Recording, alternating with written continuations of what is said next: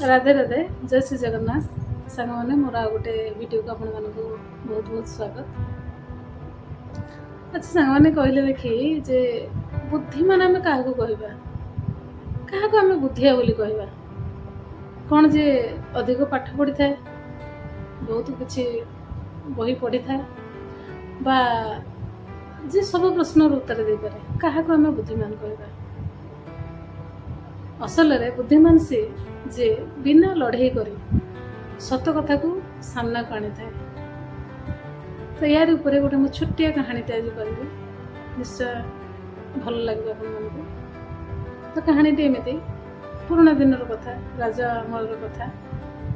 तो गोटे थर राजा पाखक जड़े व्यक्ति आसिले जे कि जड़े धनी व्यक्ति व्यापारी से आसी राजा को कहले गुहारी कले जे गणिमा मोर खाली राति गोटे बहुत अमूल्य संपद चोरी हो जाए मैंने गोटे बहुत दामिका जिनस मोर चोरी हो जाए मो पाखे 10टी चाकर अच्छा कि से 10 जन जाक कहीं भी मानुना से जिनसटा मोर किए नहीं।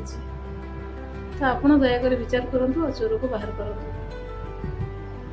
से कथार राजा कहले ठीक अच्छे 10 जन को 10टी बाड़ी देले आ कहले जे ए बाड़ीटा नहीं तुम्हें आज राति शोब समस्ते निज निज पाखे रखी शोब सकाळ है बेलू प्रकृत में जी चोरी कर तार बाड़ी 1 इंच बढ़ई जा 1 इंच बड़ हो जा तो नहीं कि गले 10 जन आउ राति निज पाखे रखी शोले किंतु जी प्रकृत में नहीं थिला चोरी करथिला जिनसटा को से भाविला जदि सकाळ उठला मोर 1 इंच बढ़ी जाए बाड़ीटा तेणु से कौन कला राति शोला बेले से बाड़ी रे 1 इंच मापिक काटिदेला छोट करदेला बाड़ीटा 1 इंच छोट करदेला आउ शोला।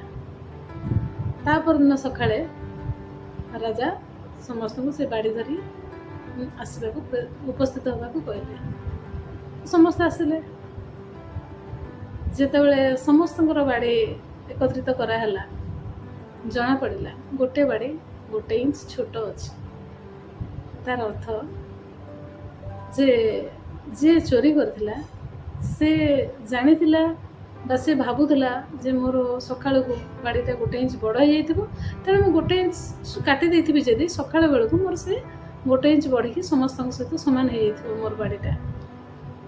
तो यही कथारू राजा माने सामना को आसीगला चोर किए सामना को आसीगला आ राजा ताकू दंडित कले। तो यही कौन सी लड़ाई न लड़ी राजा चोर को ठाब कले। तो ये हूँ बुद्धिमानी एथिरे ना कौन सी लड़ाई है ना कौन सी प्रकार द्वंद्व है गोटे सामान्य बुद्धिमान बा बुद्धिमतार सहित चोर को सामना को अणागला और दंडित करागला। तो मोर कहानीटी आपको केमती लगे मत कमेंट जनइबे। जय जय।